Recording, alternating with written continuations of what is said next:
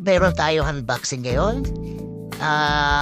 Ito ay SJ Cam na cheaper version ng mga GoPro. Wala kayong pambili ng GoPro, SJ Cam ang bilhin ninyo. Itong model na to ay mini action camera, C110 Plus. Ito na po, buksan na natin.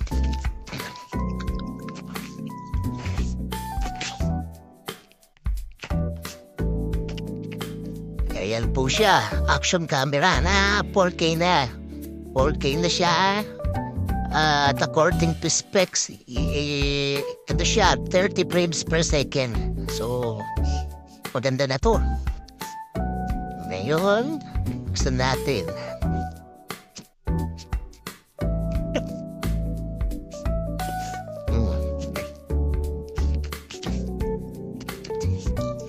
Tingnan natin kung ano ang nilalaman ng box. Ayan.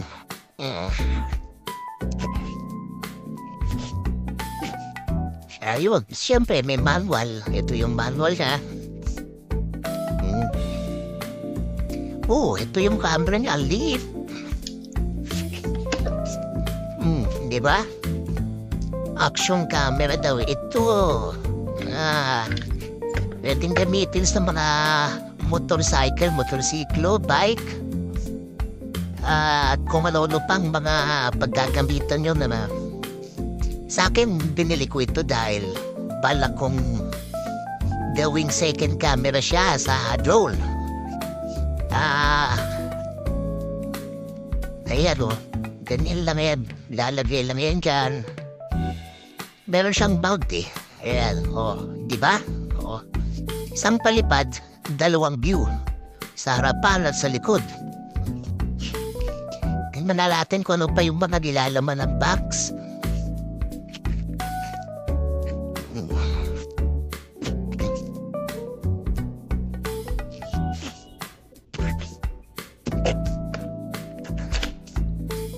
Ito na yung mga accessories niya. Isa-isahin natin kung ano-ano mga to.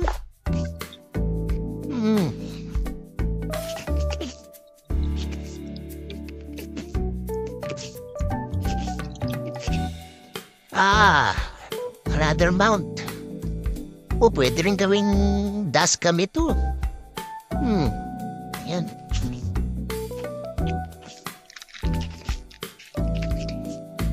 Ito na yung para mga GoPro mount niya.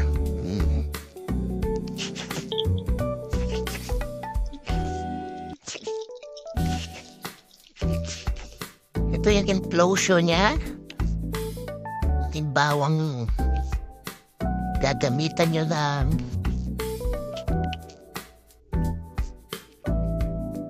Yung GoPro mount niya dito.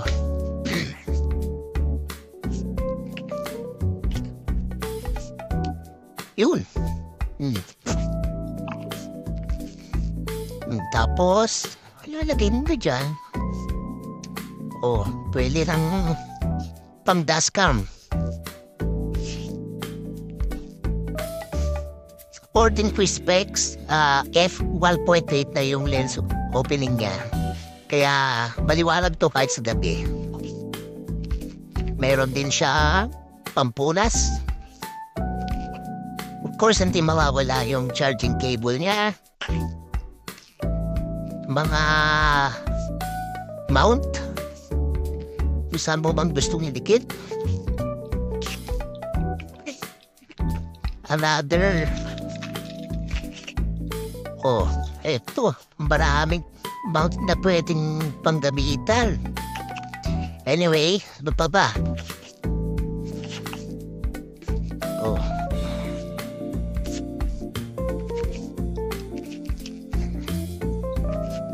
Ito yung clip mount. Pwede rin gamitin siyang body camera. Action camera na siya kaya pwede mong ilagay ito sa breast mo, sa dibdib mo. And it will, magiging body camera na siya.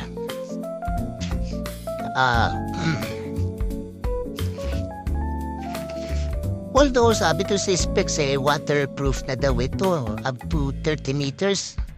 Pero kung gusto mo makasigurado, lagyan mo siya ng enclosure na pang water sealed. Di ba?